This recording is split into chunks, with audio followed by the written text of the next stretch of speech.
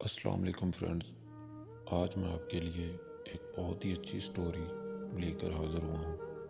یہ سٹوری ہے ایک اولڈ ایج ہوم کی، تو پلیز میرے چینل کو سبسکرائب کریں اور ویڈیو کو لائک کریں۔ میں سائیکیٹرسٹ کے پاس بیٹھا تھا، بیگم کے کہنے پہ کئی دن سے ٹائم لیا ہوا تھا، اس لیے انہیں ملنے چلا ہے۔ کیا مسئلہ ہے آپ کو؟ تفصیل سے ذرا بتائیں۔ میں نے آنکھیں بند کیے، چت لیٹا، ماضی کی طرف سفر کرنے لگا اور میری زبان سے الفاظ پھوٹنے لگے۔ سب ٹھیک تھا، میں اپنے آفس میں مصروف رہتا اور نوشین یونیورسٹی میں لیکچرار تھی۔ بچے اسکول کالج سے آ کر اکیڈمی چلے جاتے اور پیچھے گھر میں صرف اماں اور نکرانی ہوتی تھی۔ اماں کافی بیمار رہنے لگی تھی۔ اکثر ایسا ہوتا کہ اماں رات کو طبیعت خراب ہو جاتی اور ہم انہیں لے کے ہسپتال چلے جاتے، جہاں 4-5 گھنٹے کے ٹریٹمنٹ کے بعد ہمیں فارغ کر دیا جاتا۔ جب یہ اکثر ہونے لگا تو میری اور نوشی کی ورک روٹین خراب ہونے لگی۔ راتوں کو دیر سے جاگنے کی وجہ سے ہم دونوں متاثر ہو رہے تھے۔ انہی دنوں ایک دن نوشی نے مجھے کہا، سنیے، اماں کی وجہ سے ہم دونوں کو خاصی ڈسٹربنس ہو رہی ہے، کیوں نہ ہم انہیں اولڈ ایج ہوم چھوڑیں۔ یہ سننا تھا کہ میرے تن بدن میں آگ لگ گئی اور گراتے ہوئے میں نے پوچھا کہ تم نے یہ سوچ بھی کیسے لیا؟ جانتی بھی ہو ابو کی ڈیتھ کے بعد اماں نے مجھے کیسے پال پوس کر بڑا کیا ہے۔ آپ بھی نا جذباتی ہو جاتے ہیں۔ میں تو صرف یہ کہہ رہی ہوں کہ شہر میں 20 اولڈ ایج ہوم ہیں، ہم کسی اچھے سے پرائیویٹ اولڈ ہوم کا انتخاب کریں گے جہاں میڈیکل کی سہولت بھی موجود ہوگی، تاکہ خدا نخواستہ رات کو تو ہم یہاں ہوتے ہیں، اگر دن میں اماں کی طبیعت بگڑ گئی تو کیا کرے گی کام والی نجمہ؟ آپ ایک دفعہ مسز عباسی نے جو اولڈ ہوم پروجیکٹ شروع کیا ہے وہ دیکھیں۔ اچھا فی الحال اپنی بکواس بند کرو اور مجھے پڑھنے دو۔ میں نے اینک سیدھی کی اور پھر کتاب پڑھنے میں مصروف ہو گیا، لیکن میرا دماغ بار بار مسز عباسی کے بنائے ہوئے اولڈ ایج ہوم کی طرف جا رہا تھا۔ اگلے دن اتوار تھی اور صبح ہی صبح میں گاڑی لے کر شہر کے اس پوش علاقے کی طرف بڑھ گیا جہاں وہ اولڈ ایج ہوم تھا۔ گاڑی پارک کر کے میں اس شاندار اور پرشکوہ بنگلے کی طرز پر بنی اس عمارت میں داخل ہو گیا، جہاں میرا استقبال پودوں کو پانی دیتی مسز عباسی نے خود کیا۔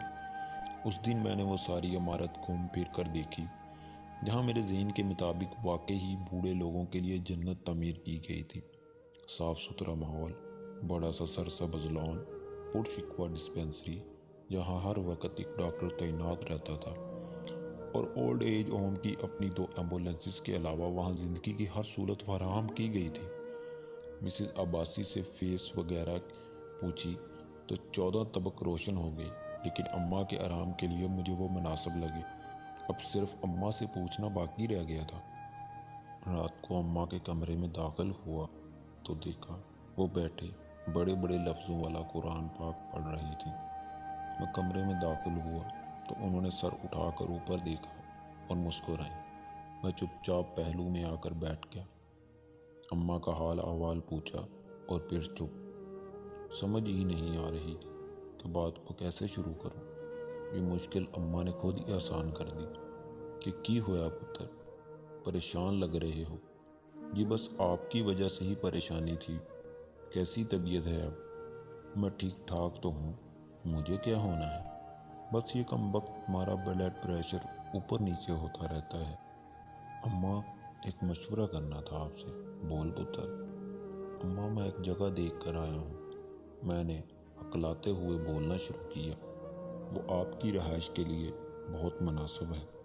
وہاں مجھے یہ پریشانی نہیں ہوگی کہ آپ گھر میں اکیلی ہیں یا آپ کی طبیعت تو ٹھیک ٹھاک ہے۔ وہاں ڈاکٹر 24 گھنٹے موجود رہتا ہے، ماحول بھی صاف ستھرا ہے۔ اماں کے چہرے پہ رقصہ مسکراہٹ تھم گئی تھی۔ ایک دفعہ ماتھے پر بل پڑے اور پھر مسکرا دی۔ پتر، مجھے بھی کافی دن سے محسوس ہو رہا تھا کہ تم لوگوں کو کافی ڈسٹرب کر رہی ہوں۔ ٹھیک ہے، کوئی مسئلہ نہیں، جیسے میرا لال خوش ویسے میں خوش۔ اماں نے مسکراتے ہوئے میرا ماتھا چوما اور میں کمرے سے نکل آیا۔ میرا ضمیر اس بےغیرتی پر آمادہ نہیں تھا، مگر میرے حالات کچھ اور کہتے تھے، یا شاید میں حالات کا صحیح مقابلہ نہ کر سکا اور اماں کو میں اولڈ ایج ہوم چھوڑ آیا۔ شروع میں 2-3 بار میں چکر لگا لیتا تھا، کبھی کبھی اماں کو گھر بھی لے آتا تھا اور اگلے دن پھر چھوڑ آتا تھا۔ پھر میرا چکر کم ہوتے گئے، بس اتوار کی اتوار جانے لگا، اور پھر کچھ عرصہ پہلے تو حد ہو گئی۔ کاروبار کے چند مسائل کی وجہ سے میں قریباً 1 مہینہ نہ جا سکا، اور اسی دوران وہ منحوس دن آ گیا۔ اتوار کا دن تھا، مجھے آج ایک آدمی کے ساتھ ضروری کاروباری ملاقات کرنی تھی۔ ناشتہ کیا اور گاڑی میں آ بیٹھا۔ ابھی سیلف لگایا ہی تھا کہ 18 سالہ ایان بھی دروازہ کھول کر ساتھ بیٹھ گیا۔ ڈیڈ، آپ کو پتہ ہے میں گاڑی چلانا مکمل سیکھ گیا ہوں۔ اچھا، واہ، شاباش، میرا بیٹا بڑا ہو گیا۔ ڈیڈ، آپ ہمیشہ ہمیں اسکول چھوڑ کر آتے ہیں، آج آپ کو میں چھوڑ کر آؤں گا۔ میں نے ہنستے ہوئے ایان سے پوچھا، اچھا، کہاں چھوڑنے کا ارادہ ہے اپنے پاپا کو؟ اولڈ ایج ہوم، اس نے کہا، اور میں ساکت ہو گیا۔ میرے چہرے سے مسکراہٹ غائب ہو گئی اور ہاتھ اسٹیئرنگ پر مضبوطی سے جم گئے۔